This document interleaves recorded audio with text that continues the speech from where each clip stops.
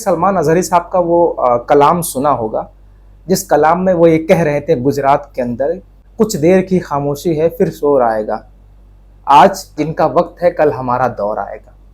आपको लगता है कि सलमान अजहरी साहब ने किसी कम्युनिटी को टारगेट किया था? नहीं किया था।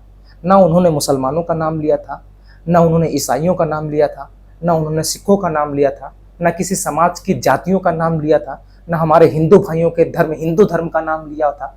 फिर पासा एक्ट के तहत कार्रवाई क्यों हुई?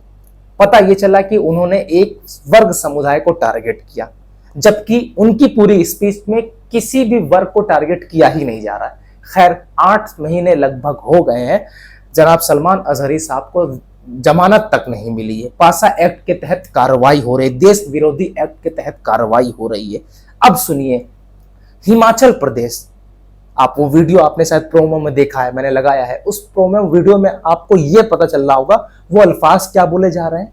वो अल्फाज बोले जा रहे हैं, मुल्ले सुल्ले नहीं चलेंगे, पालमपुर है हम आपका, यहां पर मुल्ले सुल्ले नहीं चलेंगे, मतलब मुल्लों की कोई जगह ही नहीं है। तसव्वुर कीजिए कि जब एक कम्युनिटी का, एक मुसलमान कम्युनिटी का कोई शख्स जो है अगर कुछ बोल देता है बिना किसी समुदाय को टारगेट किए हुए, बिना किसी धर्म को टारगेट किए हुए, बिना किसी जाति को टारगेट किए हुए, उसको जेल की सलाखों के पीछे डाल दिया जाता है और उन्हें पासा एक्ट के तहत कार्रवाई की जाती हो। लेकिन यहां पर अलल ऐलान खुलेआम नफरत के लोग, नफरती लोग, कुछ असामाजिक तत्व जो है वो समाज के माहौल को खराब करना चाहते हैं और वो ये दिखाना चाहते हैं कि पालमपुर में मुसलमानों के लिए कोई जगह नहीं है।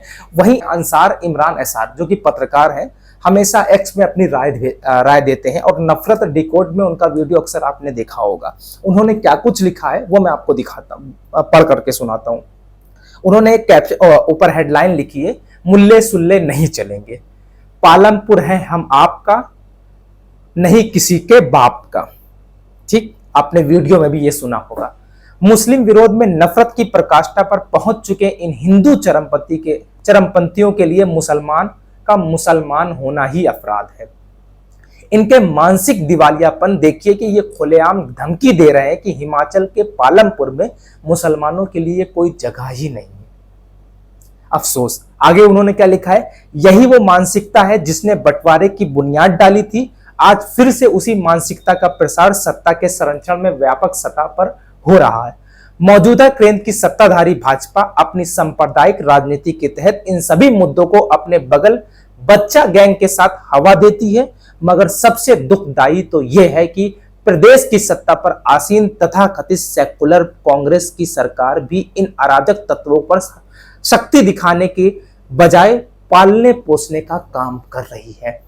मतलब पत्रकारों ने टारगेट करना शुरू कर दिया है कांग्रेस सरकार को। और टारगेट क्यों ना किया जाए भाई, पत्रकार जो होता है वो समाज का आईना होता है, देश का चौथा सबसे मजबूत पिलर होता है, चौथा स्तंभ होता है, हमारे देश को आगे ले जाने वाला होता है।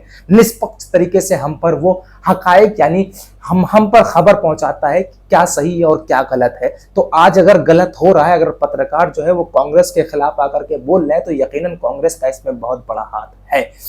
लेकिन इस बात को समझिए कि किस तरीके से नफरत की प्रकाष्ठा कितनी उरूज पा रही है, किस तरीके से कांग्रेस पार्टी जो है इन तमाम नफरती लोगों को पालने और पोसने का काम कर रहे हैं, ताकि आने वाले वक्त में ये बड़े अपराधी बन करके मुस्लिम कौम को टारगेट करें, उनको बदनाम करें, उनकी दरसगाहों पर हमले करें। आज कह रहे हैं मुल्ले सुल्ले नहीं चलेंगे, ऐसे वर्ड का इस्तेमाल कर रहे हैं कि पालमपुर है हमारा, नहीं किसी के बाप का। तसव्वुर कीजिए कि ये जो सब कुछ हो रहा है वो कांग्रेस की हुकूमत वाले राज्य में हो रहा है। खैर, मेरे YouTube चैनल को सब्सक्राइब कीजिएगा, आगे की वीडियो और देख लीजिए, ताकि आपको पता चले कि हिमाचल में जो मोहब्बत की दुकान खुली थी, मोहब्बत की दुकान बंद हो चुकी है। अब वहां पर नफरती लोग पाले जा रहे हैं और वो नफरत का शिकार हो रहे हैं।